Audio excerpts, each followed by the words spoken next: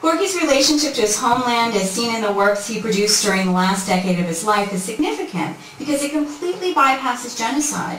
Abstraction became Gorky's way to deal with the uprooting. Not depicting or referring to genocide became the way to address it. He denied it. Like Said's exile, whose circumstances make it impossible to recapture that sweetness, Gorky's memory of sweetness was interrupted by genocide. Like most first-generation Armenian immigrants, Gorky did not speak of his genocide experiences. Concurrently, it is no coincidence that throughout his life, Gorky's abstraction increased. Gorky used abstraction to produce a new reality that retains the sweetness of the past by rejecting traumatic portions of it and replacing or splicing in present reality. Gorky created pungent compositions of fossilized organicism that were chains of images. They could refer to the landscape, could refer to vegetation, or could refer to apricots in this abstract manner.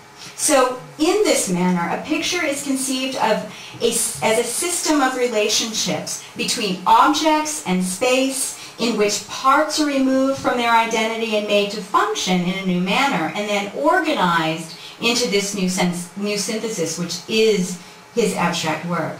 Ethel Schwabacher, Gorky's first biographer, referred to this process as producing imaginary gardens with real toads. Gorky really suggested himself that such manipulation produced a disorder, and through this a new reality could be produced. He said of this process,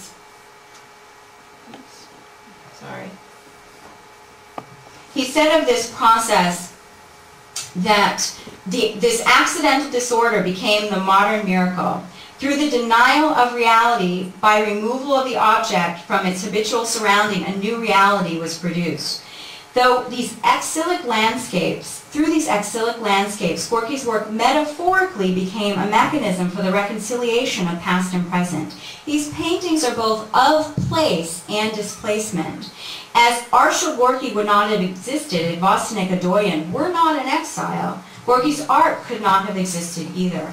Abstraction served an important purpose for Gorky in the development of his identity and his art. It was a response to displacement. Gorky displaced images through abstraction because this was the only artistic mode that could include all of his worlds and balance the interaction between the real, the remembered, and the created. Abstraction was used by Gorky to resolve the conflict of his historical situation. Perhaps Gorky used abstraction as a means to avoid the trauma of genocide, displacing it as it had displaced him. As I've said, although the initial inspiration for many of Gorky's late works seems to have been the American landscape, it is often mixed with these childhood memories of Gorkum. As Gorky's work became increasingly abstract, it linked the world in front of him and his memories to his old world. The series The Plow and the Song, and this is The Plow and the Song 2 at the Art Institute of Chicago from 1946, was based on the songs farmers used to sing in the old country while tilling the fields, and is commonly understood to be based on the unique form of the Armenian plow, which you see here. And I should note that this is he made 3 versions of these plows, and they are on exhibit in Philadelphia. And I should note, this is the one image that's broken. It's supposed to have a little bit of a longer handle.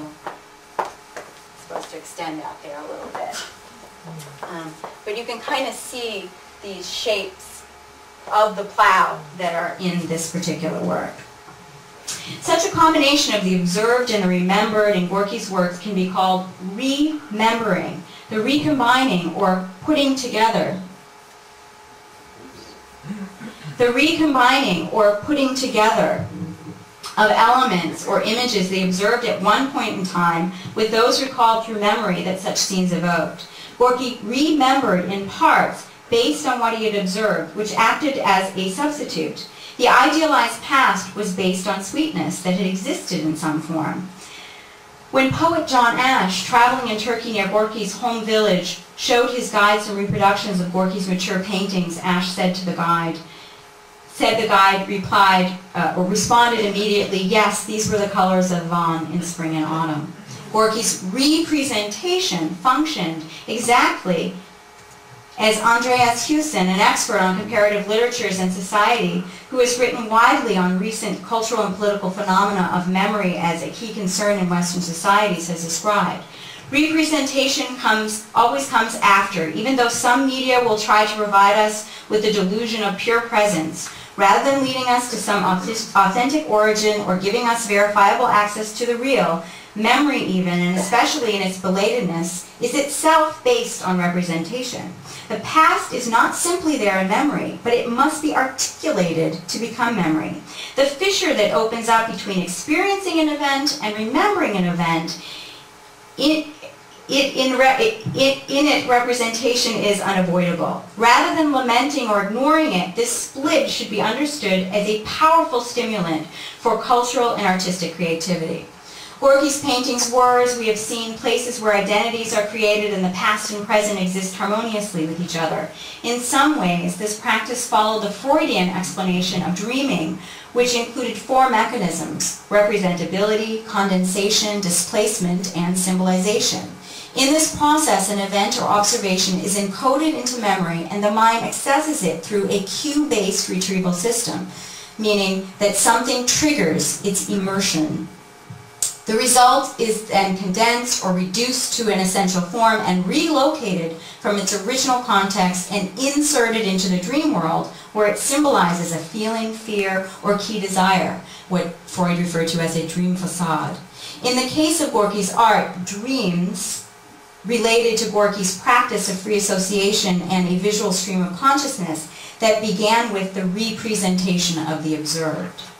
For Gorky, dreams, remembering, and representing were at the core of his artistic production. Through these exilic landscapes that were remembered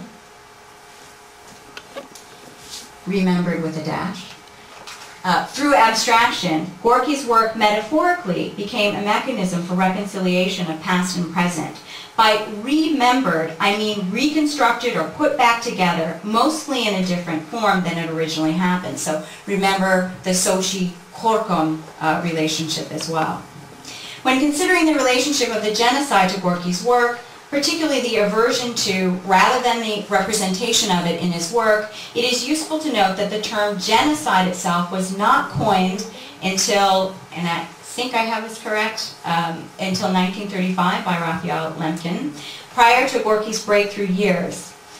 The importance of this is twofold. First, it means that technically, although Turkey clearly carried out an organized mass killing of a particular ethnic and religious group, there wasn't a label for their actions. It had no coherent identity. This act had no coherent identity. And accusations of killing were addressed as isolated and individual incidents rather than a campaign, despite the outcry of some individuals, such as the United States ambassador to Turkey at the time, Henry Morgenthau, who witnessed it.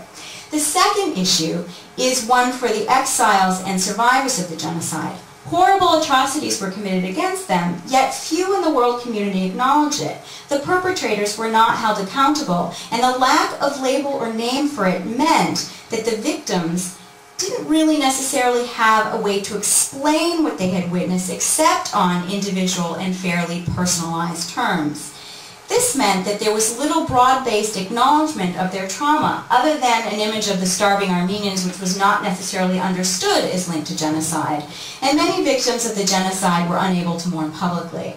One of the reasons it is important to examine the way that this experience manifested itself in an artist like Arshile Gorky is because genocide is not specific to Armenians or the Jews, and because genocide continues to happen. Gorky's trauma is perhaps difficult for us to understand in the 21st century, but we have seen what can happen when suffering is internalized. A poignant example is related to the Vietnam War and what finally became known as post-traumatic stress disorder. Many veterans were not able to acknowledge their pain and speak about their experiences until they were actually allowed to do so publicly at the Vietnam Veterans Memorial. In the same manner, Gorky's art was in fact a kind of coping mechanism.